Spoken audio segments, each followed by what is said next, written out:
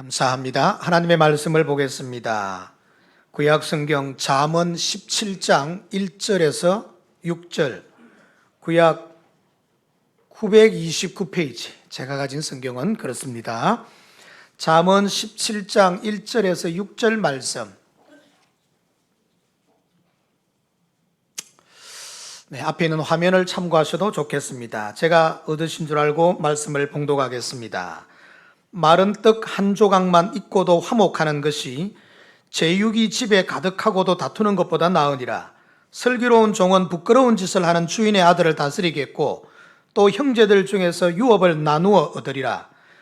도가니는 은을, 풀무는 금을 연단하거니와 여호와는 마음을 연단하시느니라. 악을 행하는 자는 사악한 입술이 하는 말을 잘 듣고 거짓말을 하는 자는 악한 혀가 하는 말에 귀를 기울이느니라. 가난한 자를 조롱하는 자는 그를 지으신 주를 멸시하는 자요, 사람의 재앙을 기뻐하는 자는 형벌을 면하지 못할 자니라. 손자는 노인의 면류관이요 아비는 자식의 영환이라. 아멘. 아멘. 찬양하라 내 영혼아, 찬양하라 내 영혼아. 내 속에 있는 것들아 다 찬양하라.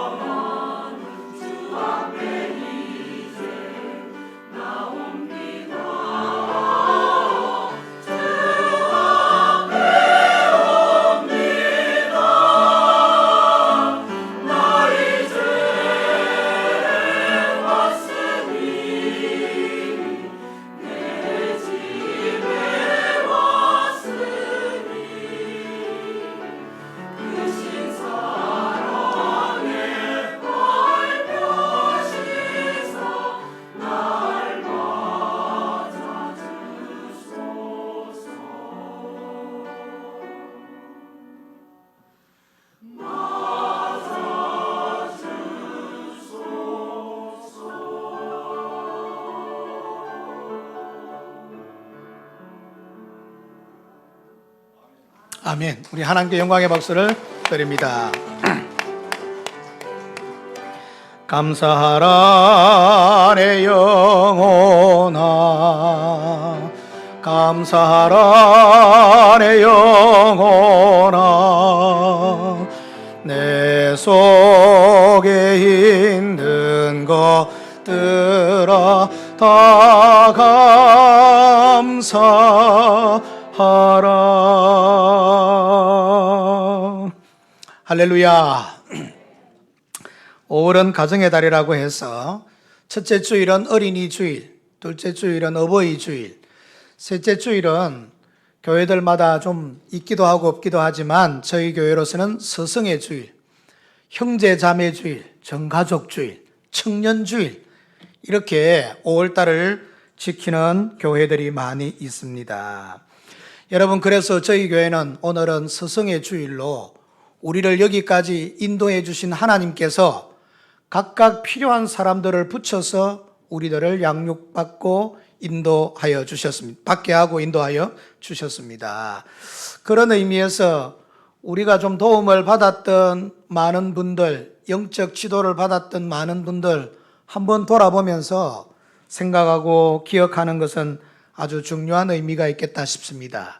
여러분의 자녀들을 가르치는 선생님들이 어떤 분인지, 주일학교 선생님이 어떤 분인지를 한번 돌아보면서 생각하면 좋겠다라는 마음도 가져봅니다. 학교의 선생님들에게 요즘 인사나 이렇게 할 수 없는지 모르겠지만 더더군다나 학교에 안 가기 때문에 그렇기도 하겠죠.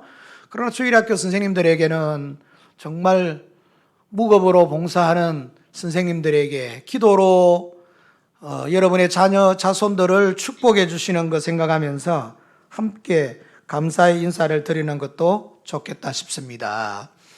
여러분, 우리 성도들에게 있어서 가정은 너무나 중요합니다. 어머니, 아버지, 그리고 자녀들로 이루어지는 귀한 가정들이 있지요. 그 가정들에게 하나님께서 복을 주셔서 승리케 하시는 것 너무 감사하고 귀한 일입니다. 동시에 우리 교회가 여러분 큰 한 가정입니다. 하나님 아버지를 아버지로 모시고 그의 자녀된 저와 여러분들이 함께 한 교회를 섬겨가는 것 보면 큰 의미의 가정이 교회라 할 수가 있겠습니다.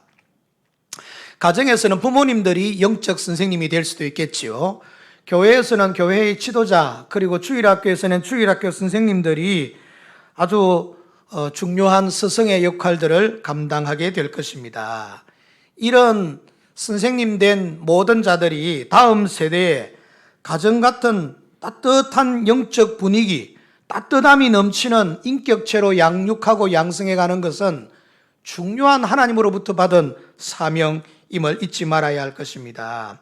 그런데 이렇게 모든 가정이 따뜻하기를 바라고 교회가 정말 따뜻한 분위기 가운데 지속되기를 바라지만 사실은 참 가정들이 많이 쪼개어지고 가정에서 삐걱거리는 소리들이 많이 나고 전국에 있는 교회들 중에서도 이런저런 불협화음들이나 잡음들이 나서 안타깝기가 이를 데 없습니다.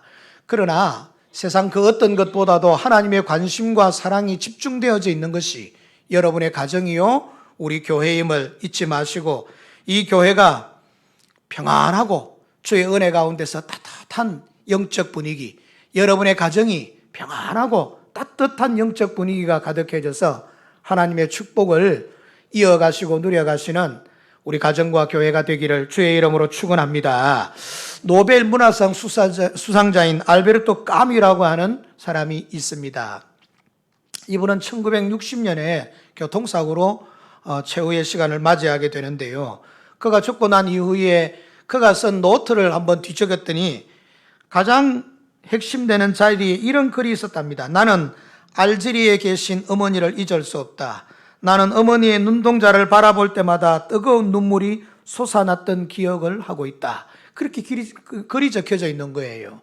다시 말하면 가정에 대한 그리움, 따뜻한 어머니의 사랑에 대한 그리움, 부모에 대한 정말 감사함이 한 문장에 표현되어져 있는 것이라 할 수 있겠지요. 그런데 이 글을 보고서 알베르토 까뮤의 어머니를 알제리에 가서 만나보니 이 어머니는 말을 듣지도 말을 하지도 못하는 농아인이었더라는 겁니다. 그래서 이 까미는 어릴 때부터 어머니의 눈동자에서 모든 것을 읽고 그리고 또 어머니의 눈동자에서 모든 것을 배운 사람이었지요. 그리고 따뜻한 정이 그 속에 있다는 것을 잊지 않았던 거지요. 그래서 그는 그의 평생에 자신에게 영향을 준 이 어머니의 따뜻함을 절대로 잊을 수가 없다고 이야기했던 것입니다. 여러분, 미국의 저명한 대학인 하버드 대학에서 하버드 대학교의 자연과학팀에서 실험을 한 적이 있습니다. 영국 북쪽에 가면 스코크홈이라고 하는 조그만 섬이 있습니다. 이 섬에만 사는 새가 있는데 그 새의 이름이 만크스라고 하는 것입니다. 이 만크스라는 새를 여러 마리 잡아다가 비행기에 태워서 새장에 넣어 비행기에 태워서 날아서 하버드 대학 교정까지 오게 된 겁니다. 그리고 하버드 대학의 교정에서 이 스코크홈에 살던 만크스라는 새를 공중에 날린 겁니다. 비행기 안에 타고 왔으니 깜깜하게 되어져 있었을 것이고 어디서 방향이 어떻게 되는지도 전혀 알지 못하는 이 만크스라는 새가 12일 뒤에 영국의 북쪽 섬인 스코크홈에 자기가 잡혔던 자리에서 발견되어졌습니다. 12일 동안 무려 4,500km의 거리를 두고 하루에 360km씩 날아서 그곳 대서양을 건너서 여러분 스코크홈이라는 지역까지 오게 된 것이지요. 이것은 미물의 짐승이지만 이 짐승에게 있어서 고향을 그리고 그의 마음 깊숙이에서 어릴 때부터 받았던 그 영향을 찾아가는 그 모습은 정말 미물이지만 감동하지 않을 수 없습니다. 여러분, 우리들에게 있어서 가정, 교회, 이건 너무나 중요합니다. 여러분 통영시민교회 성도 여러분들은 우리 교회가 정말 여러분들의 인생에 있어서는 정말 귀중한데 그 귀중성을 알고 계시는지 모르겠습니다. 그리고 혹 다른 교회 섬기시는 여러분들, 방문하신 여러분들도 여러분의 교회가 너무너무 중요합니다. 그것은 여러분의 영혼의 아지트라고 해야 될까요? 이 땅에 하나님이 허락하신 가장 중요한 터전이라고 해야 될까요? 그러므로 교회에 대한 만족감, 가정에 대한 감사함이 여러분에게 꼭 있기를 주의 이름으로 축원합니다. 그럼에도 불구하고 여러분, 우리는 우리의 가정은 행복한 가정이 아니다. 다른 가정에 비해 턱없이 부족한 경제사정, 대단한 학식을 가지지 못한 부모님, 내가 원하는 것 모든 것을 만족시켜 줄 수 없는 가정이 무슨 행복한 가정이란 말인가? 우리 교회는, 내가 다니는 교회는 행복한 교회가 아니다. 대형 교회가 아닌 우리 교회가 무슨 행복한 교회란 말인가? 우리의 필요한 모든 부분들을 만족시켜 줄 수 없는 교회가 무슨 최고의 교회란 말인가? 라고 불평할 수 있습니다. 특별히 가정을 가지신 여러분들은 우스갯소리로 들어주시지만은 부모님이 서울대학 그리고 또 엄마도 교수가 아니기 때문에 대학 들어가는데 어렵고 힘든 시간들을 맞이했을 수 있으시겠지만 하나님께서 지금 여러분의 가정, 여러분에게 부모, 여러분 그 정도의 뭐를 허락하신 것은 바로 여러분 최고의 부모님, 최고의 가정, 통영시민교회 성도 여러분들은 우리 교회가 가장 여러분들에게 가장 아름답고 가장 소중한 교회라는 것을 절대로 놓치지 마시기를 주의 이름으로 축원합니다. 그래도 아멘 안 하고 우리 가정 안 좋다 그래도. 여러분, 하나님께서는 이 땅 위에 기관을 2개 만드셨는데 그게 하나는 가정이고 하나는 교회입니다. 이건 하나님이 친히 만드신 거예요. 아담과 하와를 만드시고 가정을 지어주셨죠. 이스라엘 백성들을 애굽에서 이끌어내어 광야에서 교회를 조직하고 이루어 주셨습니다. 그리고 하나님은 우리의 아버지가 되십니다. 그래서 저와 여러분들을 부르시고 하나님은 우리의 영적 아버지시지요. 그런 의미의 가정과 교회는 뗄래야 뗄 수 없는 어쩌면 하나의 공동체라는 사실들을 잊지 말아야 합니다. 그래서 오늘 저는 우리가 이 가정과 교회에서 이루어야 될 가장 아름다운 가치, 우리가 꼭 이루어야 될 소중한 가치가 무엇인지를 3가지 말씀을 통해서 살펴보고자 합니다. 첫째는 가장 중요한 것은 화목입니다. 화목이 있어야 됩니다. 태초에 하나님께서 여러분 인간을 만드시고 그 인간들로 하여금 여러분 가정을 이루도록 아담과 하와를 지어 가정을 이루어 주셨습니다. 그리고 말씀하시기를 돕는 배필이라고 했습니다. 서로 도와주는 것이에요. 여러분, 남편을 아내가 도와주는 부분이 아니라 아내도 남편이 도와줘야 돼요. 서로 상호 여러분 도움의 관계들을 절대로 놓쳐서는 안 됩니다. 이 돕는다는 말이 사실은 화목이라는 말입니다.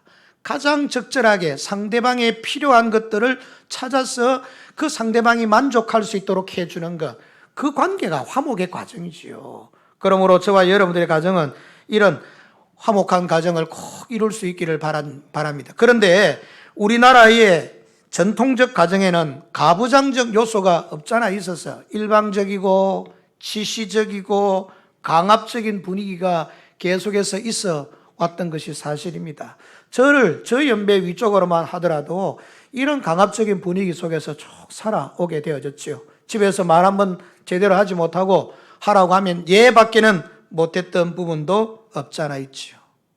어떤 사람이 이야기를 합니다. 요즘은 가장이 바뀌었다. 엄마가 가장이라네. 집에서 부인이 가장입니까? 쓰레기 추위통 쓰레기 분리수거 하는데 안 버리나? 이러면 예. 아버지가 나가고 이러신다네요. 물론 자원에서 기쁜 마음으로 내가 알아서 해주는 것이야 얼마나 감사합니다. 설거지 안 하나? 어쨌든 내가 목소리를 낸 변조한 이유를 아시겠습니까? 설거지 안 하나? 그러실 때 그냥 알았다 하시는 분 자원에서 하시면 감사한 일이죠. 그렇지만 이런 의미에서 아마 그분이 말하신 걸 거예요. 가장이 엄마로 체인지가 되었다. 우리 성도님들 중에서도 60세 이상 넘어가면 가장이 바뀐다. 아십니까? 60세 이상에 가서 남자분이 큰 소리 하면 쫓겨난다. 이런 마음들이 좀 없잖아 많은 것 같아요. 여러분 기억하세요. 여러분 예전에 여자분들이 좀 억울했었어도 돕는 배필이라는 사실들을 절대로 잊지 마시고 화목한 가정을 이루어갈 수 있기를 지혜롭고 현명한 여러분 되시기를 주의 이름으로 축원합니다.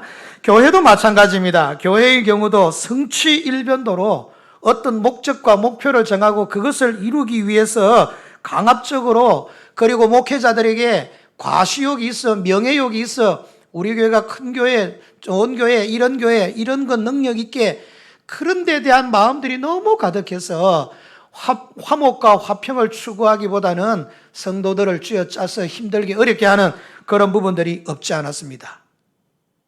우리 교회가 그런 교회네. 누가 그러셨습니까 지금? 저는 여러분 그러고 싶지 않습니다. 그래서 어린애들도 여러분 교회에서 만나게 되면 이 말씀 들을 때는 그러면 안 되죠. 말씀 들을 때는 여러분 하나님의 말씀이니 엄숙하게 들으시고 어린아이들도 여러분 제가 좀 소통하기 위해서 교제하기 위해서 하이파이브 손을 들고 기다리고 있으면 아이들이 치고 지나갑니다. 요즘 아이들이 이렇게 친했더니 간이 커가지고 내 엉덩이를 쭉 차고 가고 이래 샀습니다. 그리고 권사님 여러분들 저하고 앞에 마주해가지고 식당에서 식사를 하고 밥을 먹는데 왜 안 넘어간다. 제가 그렇게 나쁜 사람 아닙니다. 악한 사람도 아니고 어쨌든 우리가 좀 화목하고 정말 감사하는 마음으로 함께 이렇게 부드럽게 교제할 수 있는 우리 교회 이루어가야 됩니다. 이게 하나님께서 원하시고 이게 하나님께서 바라시는 그런 것입니다. 그런데 쉽게 안 될 거예요. 교회와 가정에도 이런 부분들을 끊임없이 변화해야 하겠고 추구해 가지 아니하면 결코 이런 일이 이루어질 수가 없다는 것이죠. 참고 참으면 된다? 아니에요. 참고 참으면 안 돼요. 참고 참으면 병이 되는 거예요. 그런데 참지 말고 오히려 여러분 대화나 가정의 분위기들을 통해서 아름답게 가정의 화목을 추구해 갈 수 있고 돕는 배필로서의 역할을 감당해 갈 수 있다면 이게 하나님께서 추구하시는 가장 아름다운 것임을 기억하시고 우리 교회, 우리 가정이 이 땅에 가장 화목하고 평화로운 가정 이루어갈 수 있기를 주의 이름으로 축원합니다. 우리 그리스도인의 교회와 가정이 추구해야 될 두 번째 모습이 있다면 그것은 성실함, 그것의 배움과 훈련이 우리 가정에 있어야 합니다. 2절 말씀을 보시겠습니다. 슬기로운 종은 부끄러운 짓을 하는 주인의 아들을 다스리겠고 또 형제들 중에서 유업을 나누어 얻으리라. 이 말의 내용이 무슨 내용이냐니까 여러분 허랑방탕하게 지내는 그런 아들은 그 집에서 일하는 슬기로운 종보다 못하다 그 말입니다. 그런데 여러분 이 말은 이 속에 있는 깊은 의미를 깨닫지 않으면 크게 의미가 없습니다. 여러분 예전이나 요즘도 마찬가지겠지만 예전에는 더 했지요. 종놈이 집에서 여러분 재산을, 주인의 유산을 나누어 가진다는 말, 그게 말이 됩니까? 말이 안 되는 거지요. 다시 말하면 종은 주인의 유산과는 상관없어요. 그 아이가, 아들이 아무리 좀 못돼도 그 유산은 아들에게 넘어가는 거예요. 우리나라 법도 그렇게 정의하고 있어요. 남에게 유산이 넘어가지 않아요. 그런데 여기 뭐라고 합니까? 이 당시에는 더더군다나 있을 수 없던 슬기로운 종은 부끄러운 짓을 하는 주인의 아들을 다스리고 유업을 나누어 가진다. 여러분 보십시오. 종이 성실하고 진실해서 정말 사람들 의식하지 않고 하나님 앞에 진실되게 나아가면 이 당시에도 불가능한 일이었던 주인의 유산까지 나누어 가지고 오히려 주인의 아들을 다스릴 수 있는 위치가 된다는 말이잖아요. 다시 말하면 성실함의 극치에 이르게 되어지면 그 사람은 하나님께서 주신 복을 받을 수 있다고 하는 의미거든요. 그러므로 그리스도인은, 저와 여러분이 있는 이 가정에서는 우리의 후손들과 그리고 우리 교회에서 다음 세대에 자라나는 자녀들에게는 이 성실함의 훈련과 교육을 반드시 할 수 있어야 됩니다. 성실한 자녀가 되도록 해 주어야 된다는 것을 말하는 거지요. 여러분, 주인은 만약에 이 종이 주인의 눈치를 보면서 힐끔힐끔 보면서 일을 한다면 절대로 그는 여러분 주인의 유업 근처도 갈 수가 없는 겁니다. 사랑하는 성도 여러분, 저와 여러분들은 이 가정에서 꼭, 그리고 이 교회에서 다음 세대 자녀들에게 성실함을 배울 수 있게 해야 되고, 또 성실함을 가르치고 훈련할 수 있어야 되겠습니다. 가족에 대해서도 마찬가지입니다. 우리 여러분 가정에 대해서도 성실한 책임을 다해야 됩니다. 결혼식을 교회에서 하신 여러분들은 이런 서약을 하셨을 것입니다. 일정한 부부의 대의를 굳게 지킬 것을 다짐합니까? 서약합니까? 예! 큰 소리로 대답을 하시는 남성 여러분들, 예쁘게 고개를 숙이면서 네. 교회에서 직분을 임직할 때도 교회의 화평과 덕을 이루기를 노력하겠습니까?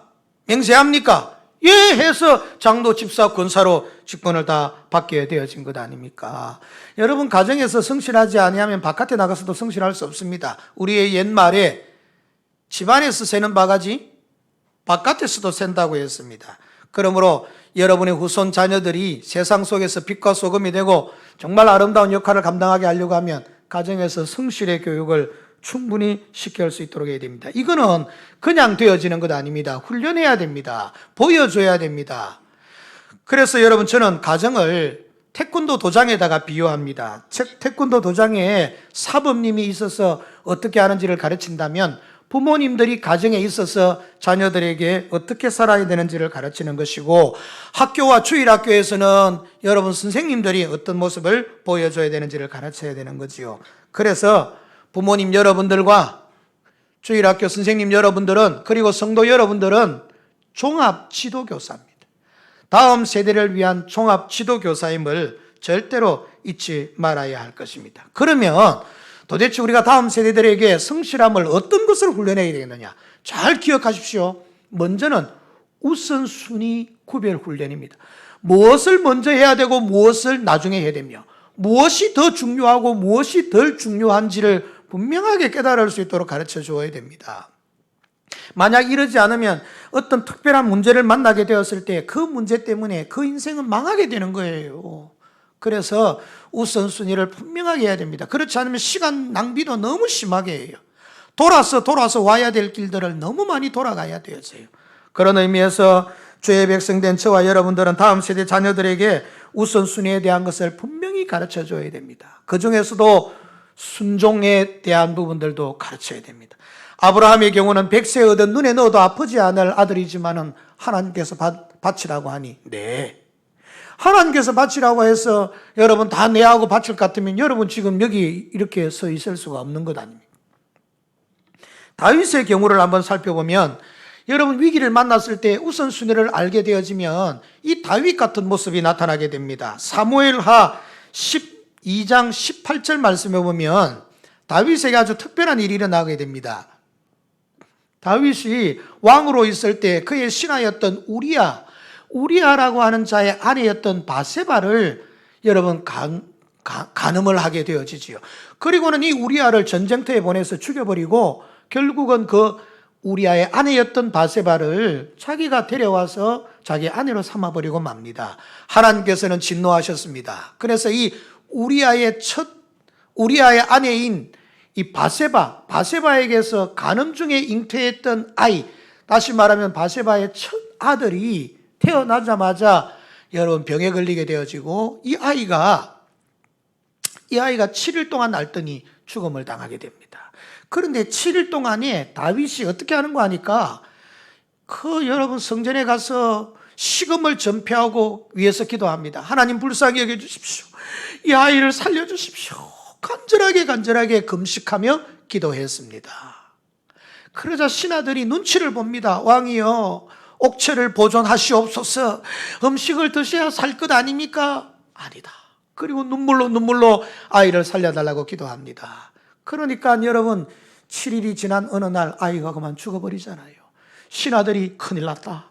왕이 아이가 살아있을 때도 그렇게 식음을 전폐했는데 죽었다는 소식을 어떻게 전하겠느냐. 이거 어떻게 하면 좋지 하고 눈치를 설설설설설설 보게 됩니다. 이때 다윗이 신하들에게 묻습니다. 얘들아, 너희들이 왜 그래 눈치를 보느냐? 아이가 죽었느냐? 예, 왕이여, 아이가 죽었습니다. 그래, 알았다. 툴자리를 틀더니 일어나더니 목욕을 재개하고 옷을 갈아입고 음식을 차려달라고 하더니 먹는 것 아닙니까? 신하들이 질문합니다. 이게 어떻게 된 겁니까? 아이가 아플 때는 밥도 안 먹더니 아이가 죽었으면 더 슬픈데 어떻게 이렇게 일어나서 밥을 드시는 겁니까? 이 사람아, 내가 하나님을 믿는 자가 아니냐? 혹시 이 아이가 살아있을 때는 하나님께서 살려주실까 해서 간구했지만 이제 하나님이 부르셨으니 저는 내게로 올 수 없지만 나는 저에게로 갈 수밖에 없는 것 아니냐. 세월이 지나면 가서 만날 텐데 그 모든 것들을 접고서 내가 내 삶을 성실하게 감당할 수밖에 없잖아. 여러분, 훈련 잘 받은 사람은 이 방법을 압니다. 무엇이 더 중요하고 무엇이 덜 중요한지 압니다.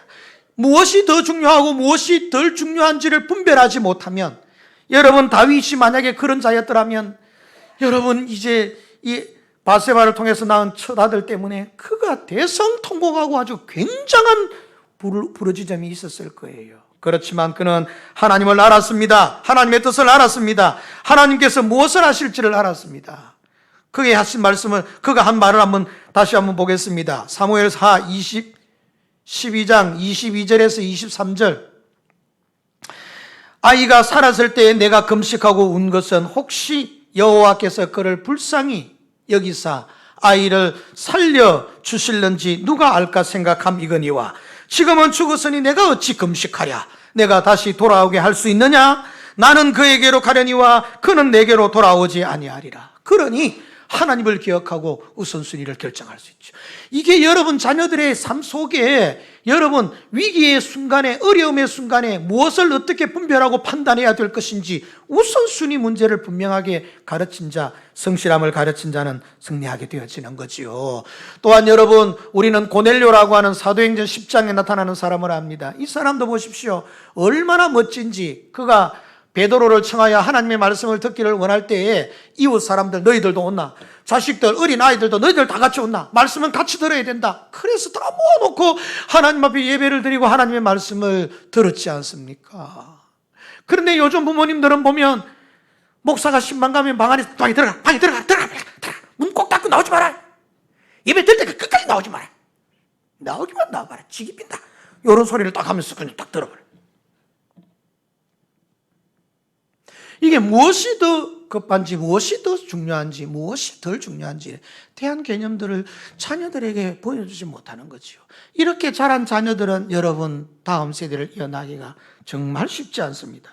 그래서 저와 여러분들은 우선순위 문제는 이럴 때, 어려운 문제를 만났을 때 어떻게 해야 되는지 냉정하게 찾아서 자녀들에게 지금은 우리가 이런 어려움이 있는데 이렇게 하고 저렇게, 여러분 분별력을 보일 때 자녀들이 그렇게 해야 되는 거구나 말로서 여러분 가르치고 배운다고 알겠습니까? 신앙, 그리고 두 번째는 여러분 신앙 중심의 훈련들을 해야 됩니다.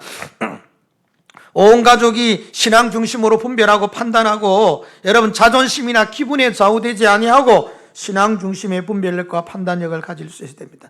빌레몬이라는 사람 아시죠? 신약 성경에 딱 한 장만 등장하는 빌레몬서는, 빌레몬이라는 사람은 골로새 교회의 장로였습니다.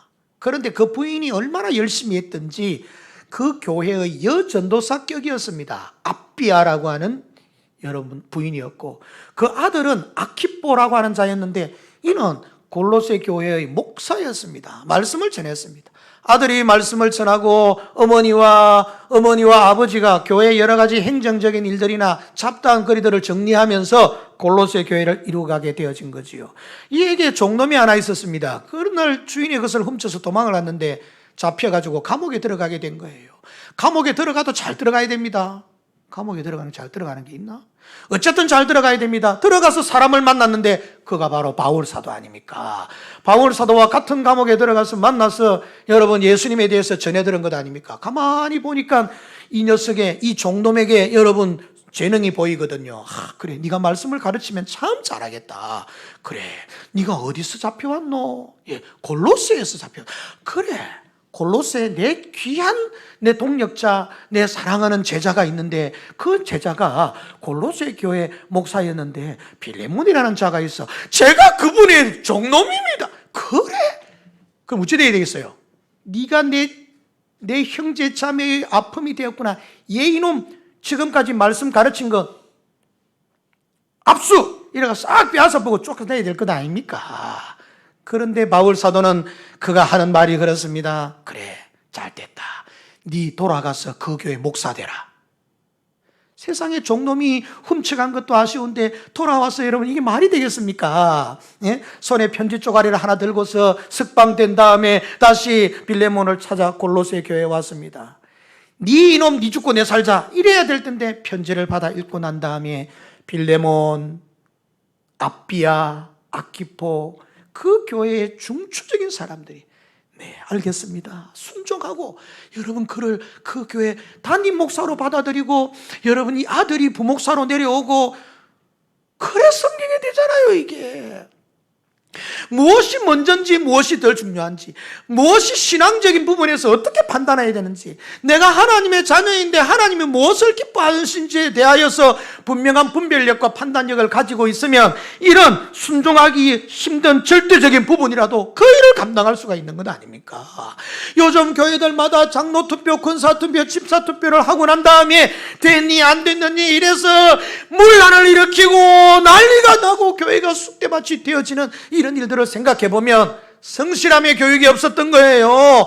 여러분 하나님 앞에 우선순위 선택의 교육이 없었던 거예요. 교회와 가정에 모두가 다 동시에 신앙 중심의 하나님 말씀 중심의 절대적인 훈련이 없었던 거예요. 그러니 그 다음 세대가 이렇게 분란과 어려움들을 이어가게 되어지는 것이지요. 뿐만 아닙니다. 그리스도인들은 가정과 교회에서 정직 훈련을 끊임없이 감당해야 됩니다. 정직해야 됩니다.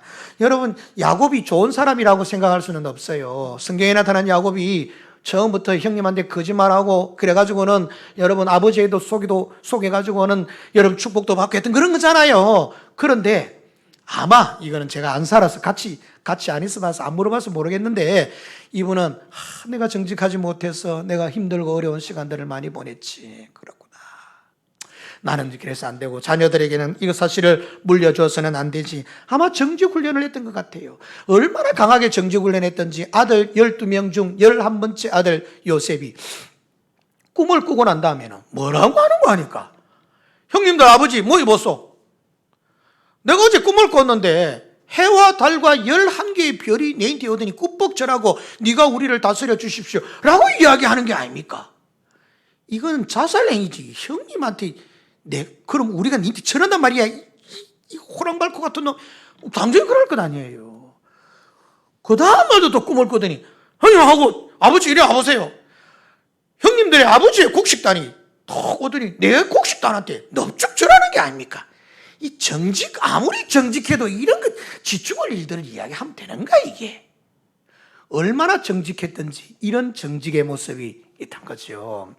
여러분 그러나 이런 야곱의, 이삭의, 요셉의 이런 모습들을 물론 하나님께서 다 인도하시지만 사실은 우리 그리스도인들이 정직의 모습들을 이루어가야 됩니다. 요즘은 그런 것 없지만 제 어릴 때쯤 되면 여러분 목욕탕에 들어갈 때나 극장에 들어갈 때 7살 이하는 돈 안 내도 된다 이런 일이 있었거든. 그래가지고 여러분 엄마 손잡고 갔는데 가가지고 다 이상하게 키가 조금 작거든. 그래서 표를 끊어주는 사람이 아줌마 몇 살이요? 7살입니다. 7살. 그러더니 아가 딱 쳐다보고 엄마 나 8살이야. 8살인데 왜 7살이라 그래? 이 아들보다도 못한 엄마가 돼. 목욕탕에 들어갈 때도 7살 이하는 안 받으니까 얘 7살입니다. 엄마 나 8살이래도. 젊은 시어머니가 시아버지, 어려운 시아버지 옆에서 시중을 들다가 그만 방귀를 뽕 하고 끼었습니다. 얼마나 젊은 엄마가 민망했던지 이놈아 그렇게 방귀를 끼면 어떻게 하냐? 배가 많이 아팠구나? 이렇게 아들한테 이야기하니까 아이가 하는 말이 요즘은 내가 배가 아프면 엄마가 방귀를 끼네. 학교에서도 마찬가지입니다. 동화책에도 마찬가지입니다. 여러분 토끼가 포수가 쫓아온다고 살려달라고 주인이 나무꾼한테 이야기를 하니 세상에 여러분 나무짝 뒤에 숨겨주었다는데 요즘은 또 그게 나와가지고 소치 옆에 있어서 소단에 숨겨놔놓고 저리 갔어요. 거짓말해서 살려주었다. 좋은 일 하면 거짓말해도 괜찮다 하고 이렇게 아이들한테 거짓말을 가르치는 거예요. 그런데 그 나무꾼이 그만 소단에 들어져 있는 토끼를 모르고 불을 떼었다는 거 아닙니까? 여러분 우리는 이 세상을 살아가면서 정말 늘 항상 모든 부분에 있어서 정직할 수는 없겠지만 과연 자녀들에게 정직의 훈련과 바르게 사는 모습들을 가르쳐주고 보여주는 것이 정말 중요합니다. 그러기 위해서는 여러분이 먼저 하나님 앞에 신실한 그리스도인이 되어야 돼요.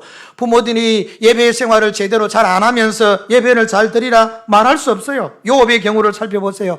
욥은 자식들의 거룩함을 위하여서 그가 어떻게 했습니까?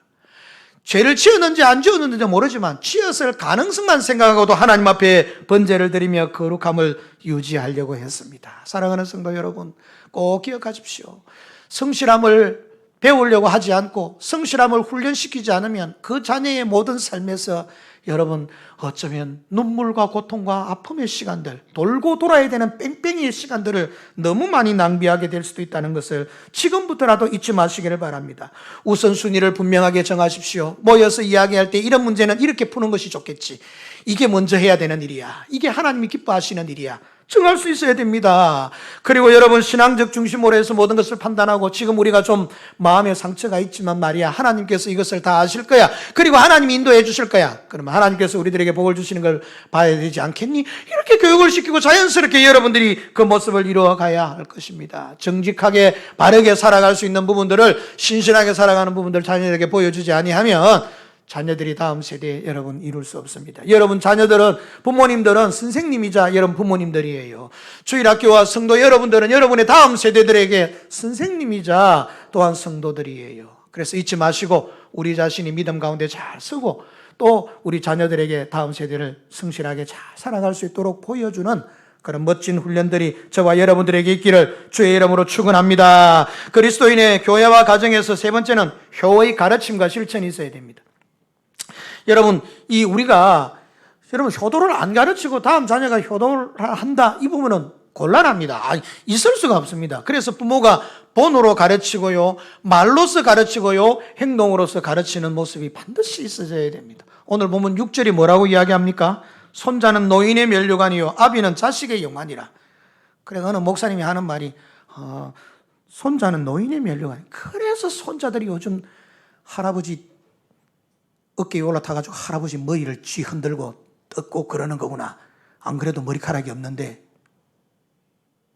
그렇게 이야기하는 것을 농담 삼아 하시는 이야기를 듣게 되어집니다. 그런데 여기 여러분 손자와 아들 이런 말들은 다 손자라고 생각하면 안 됩니다. 후손 자녀들이라고 생각해야 돼요. 쉽게 말하면 자손들은 그 가문이 왕성하게 되어지고 지속성으로 대를 이어내려가 될 거니까 조상들의 어른들의 기쁨이요 감사, 영광이 되어지고 또 부모를 비롯한 조상들은 자손들의 지위와 영광을 강화시켜주는 분이기 때문에 그래서 여러분 오늘 여기 자식은 부모들은 자식의 영화라 그렇게 말한 거지요.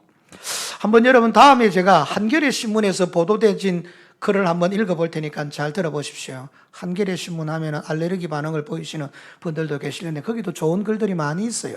그 제목 중에 하나가 나의 아버지는 내가 라는 글입니다. 나의 아버지는 내가. 이 글을 제가 한번 읽어볼 테니 잘 들어보세요. 내가 4살 때 우리 아빠는 뭐든지 다 할 수 있는 만능 사람이었다. 5살 때 우리 아빠는 많은 것을 알고 계셨고 내가 묻는 것을 자상하게 답해주는 아버지셨다. 6살 때 우리 아빠는 모든 것을 정확하게 아는 것 같지는 않았다. 모르는 것도 있는 게 순간순간 보이는 거예요.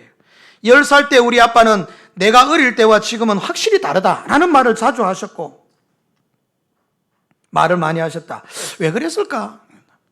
12살 때 우리 아빠는 이렇게 말했다. 아빠가 너희가 좋아하는 것에 대해 아무것도 모르는 건 당연한 일이잖니? 세대 차이가 나니까? 라고 이야기하셨다. 아버지는 당신의 어린 시절을 기억하기에는 너무 지쳐 있는 것 같이 보였다.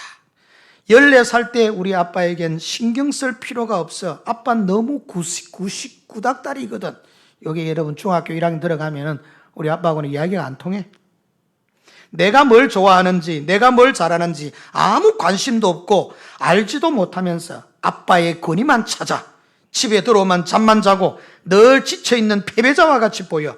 18살 때 우리 아빠는 괜히 내 방 주위만 맴돌아. 왜 그런지 모르겠어. 귀찮아 죽겠어.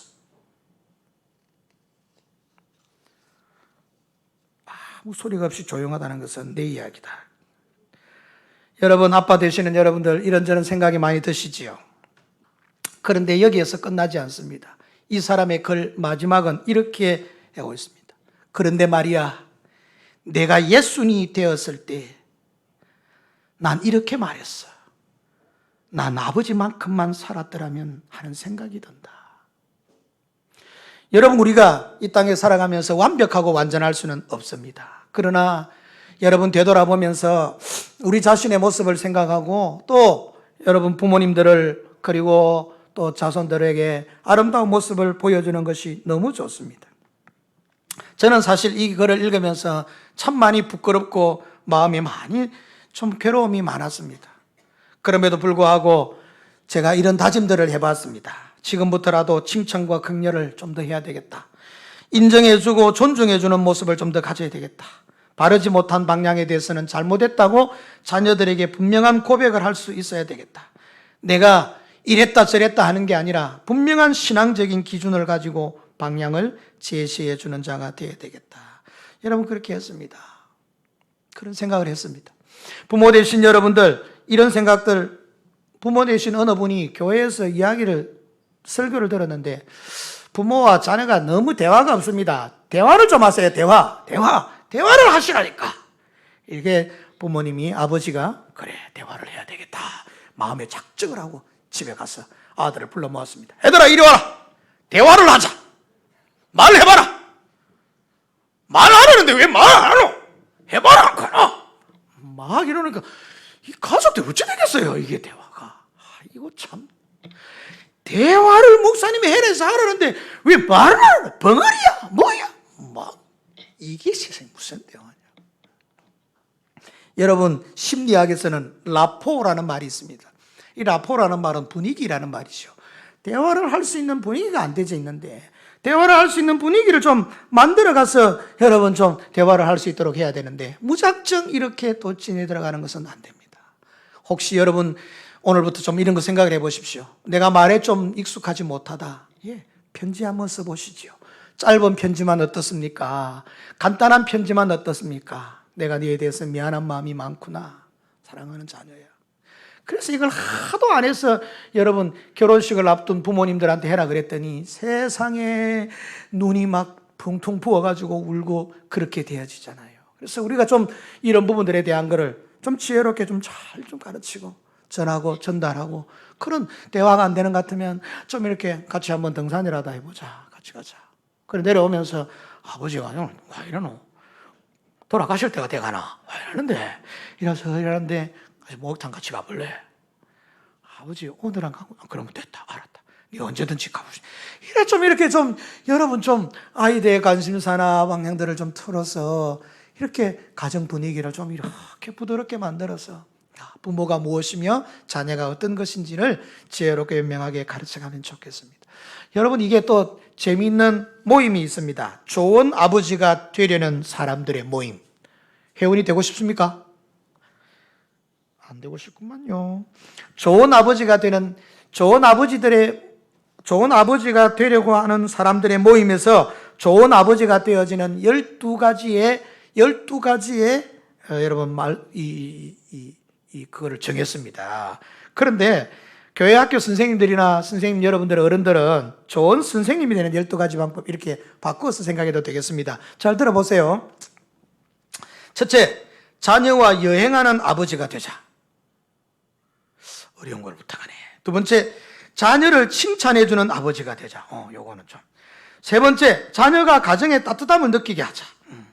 네 번째, 자녀와 함께 서점에 가보자. 자녀의 학교에 가보자. 여섯 번째, 가족에게 편지를 써보자. 일곱 번째, 부모의 고향을 자녀와 함께 찾아보자. 여덟 번째, 일주일에 한 번은 가족의 날로 정하자. 아홉 번째, 아버지는 자녀가 성숙한 사람으로 자라는데 조력자임을 명심하자. 열 번째, 아버지도 감정을 가진 인간임을 보여주자. 11번째, 교통신호를 지키는 아버지가 되자. 이거 조금 걸린. 12번째, 약속을 지키는 아버지가 되자. 이 12가지를 잘 지키신 분, 12가지를 잘 지키신 분은요, 여기 계시지 마시고 천국에 가십시오. 여러분, 이런 사람들은 없어요. 그렇지만 우리가 이런 부분에 대해서 한번 돌아봐야 돼요. 내가 과연 한마디만 생각.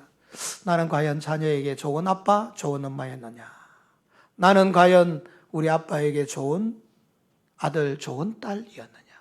여러분, 우리가 한번 우리 스스로를 깊이 돌아볼 수 있었으면 좋겠습니다. 사랑하는 성도 여러분, 이제 말씀을 한번 정리해 볼까요? 교회와 가정은 동질성이 있습니다. 하나님의 축복의 약속이 있습니다. 축복의 약속이 있는 곳입니다.